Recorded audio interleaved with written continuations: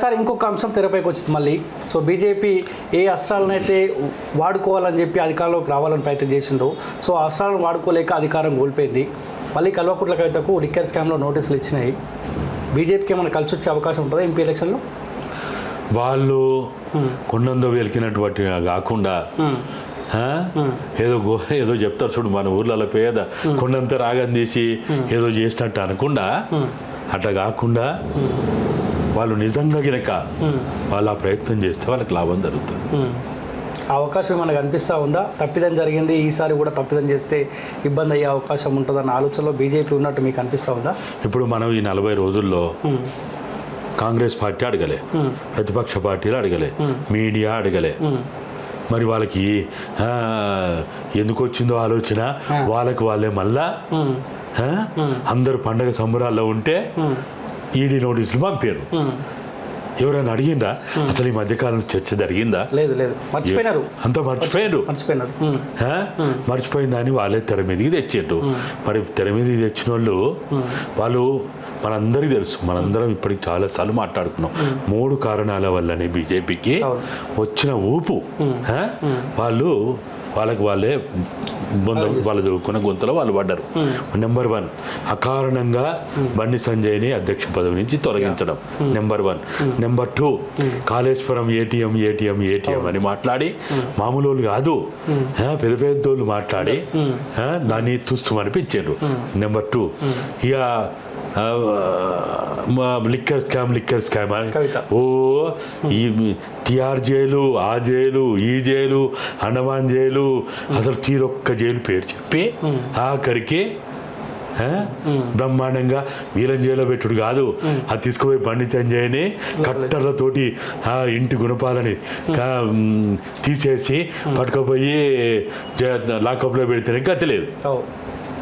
కానీ MP elections 3 కారణాల వల్ల ఓడిపోయింది అనేది ఆర్ఎస్ఎస్, బీజేపీ, అనేక అనుబంధ సంఘాలు వాళ్ళు సమీక్ష చేసుకోవడం, వాళ్ళు నిర్ణయించుకున్నట్టుగా మనకైతే తెలుస్తున్నది.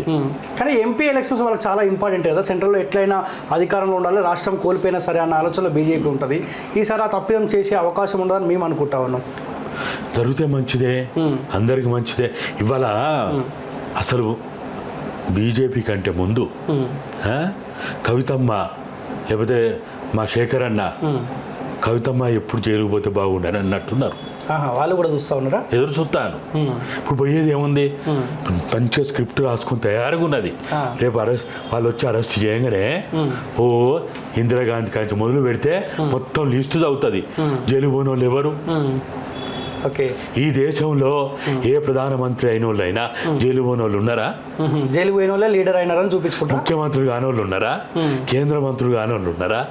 ఎవరిగా ఇదిగాలే? అరే 18 ఏళ్ళు 1,00,000 కోట్ల అవినీతి అదే ఆరోపణల చేత 18 ఏళ్ళు జైల్లో ఉన్నోడే తిరుగులేని విజయంతో ఇవాళ ఆంధ్రప్రదేశ్ ముఖ్యమంత్రిగా కొనసాగుతా ఉన్నాడు. ఎవరు పడేది చెప్పండి? సో ఇవన్నీ ఎగ్జాంపుల్ తీసుకోబోతా ఉందా కవిత? అంతే. రాహుల్ గాంధీ మీద రాలేదా? కాంగ్రెస్ పార్టీ అని కూడా అంటారు. బోఫోర్స్ కేసులో మీరు రాహుల్ గాంధీ మీద రాలేదా?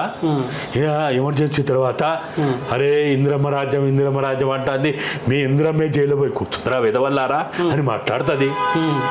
బీజేపీ వాళ్ళు మాట్లాడుతూ కూడా అంటది మీ వాజ్పేయి జైల్లో పోలేదా, మీ అద్వానీ జైల్లో పోలేదా అని అంటది. ఏం సమాధానం చెప్తారు అప్పుడు? ఇదంతా ఇప్పుడు బీజేపీ డైరెక్షన్లోనే ఇదంతా. నేను ఆ డైరెక్షన్ అని అనగానే అది స్క్రీన్ ప్లే ఎక్కడ, దర్శకత్వం ఎక్కడ, ఇంకోటి ఎక్కడ అని చెప్పరు. కానీ కథ నిర్మాతలు ఎవరన్నా కానీ ఇవాళ ఇద్దరికీ అవసరమే, ఇద్దరికి ప్రయోజనమే, ఒక్కరికే కాదు. కవితమ్మ గినక అరెస్ట్ అయితే నిజంగా చెప్పాలంటే అది టీఆర్ఎస్కి, ఇక బీఆర్ఎస్ పని అయిపోయింది, టీఆర్ఎస్కి మళ్ళొక లైఫ్ వస్తుంది. అదైతే బీజేపీ ఇక్కడ రాష్ట్రంలో కాంగ్రెస్ పార్టీ కథం చేయగలుగుతుంది. కవితను అరెస్ట్ చేస్తే సెంట్రల్లో వీళ్ళకు ఎంపీ సీట్లు ఇక్కడ మెజార్టీ వచ్చే అవకాశం ఉంటుంది. 2 రకాలుగా బీజేపీ కలిసి వస్తే, టీఆర్ఎస్ పార్టీ కలిసి వస్తే అంటారు. కానీ ఆ ప్రయత్నం కనిపిస్తుంది సరేమన్నా? ఇద్దరు కోరుకుంటారు. సరే ఆ బీజేపీకి అమిత్ షా మోడీలకు ఉందో లేదో కానీ మరి మా శేఖర్ అన్నకైతే ఉంది పోవాలని ఒక్కసారి. అసలు నాకు తెలిసిన కాడికి, ఎందుకంటే నాకు చాలా దగ్గరగా ఇన్ఫర్మేషన్ ఉంటుంది. వాళ్ళు 3వసారి ఢిల్లీ పోయే ముందు వాళ్ళ ఇంట్లో 1 రోజు ముందు ఏడుపులు తోడుపులు కగోలింతలు మంచిగా గిన్నర్ చేసుకొని ఇక నిన్ను మళ్ళా ప్రగతి భవన్లో చూడము, వాళ్ళు ఏ జైలుకు పంపితే ఆ జైల్లో ములాఖత్ పెట్టి నిన్ను చూస్తామని వాళ్ళు నిర్ణయించుకున్నారు. కానీ మరి ఆ బీజేపీ ఎందుకు సాహసం చేయలేదో, వాళ్ళు ఎందుకు విరమించుకున్నారో నాకు తెలియదు. కానీ శోభద్ర నిర్ణయించుకున్నది, కుటుంబం నిర్ణయించుకున్నది, శేఖర్ అన్న అయితే ఎప్పుడూ నిర్ణయించుకున్నాడు. ఓకే, చూడండి, నాకు తెలిసిన కాడికి, నాకున్న ఇన్ఫర్మేషన్, నాకు అనేక సార్లు శేఖర్ అన్న చెప్పిన కాడికి ఇన్నన్నా ఎప్పుడైనా రాము అంటోడు నా వారసుడు కాదు, అయితే గీతే ఈ కవితదే, ఇది మొండిది, ఇదే వారసురాలు అవుతుంది చెప్పేది నాకు అప్పట్లో. ఓకే, కానీ అన్ని చాలా ఇప్పుడు అంత పగా కోపం ఉన్నప్పటికీ కూడా అవకాశాలు ఇచ్చుకుంటూ వస్తుంది కదా కొడుకు ఏదో ఒక రకంగా. ఇది తప్పదు, అది అంతే. అది అవకాశం ఇవ్వడం అంటే హరీష్ కోసం బ్యాలెన్స్ చేయడం కోసం. ఈమెకి ఇప్పుడే వద్దు.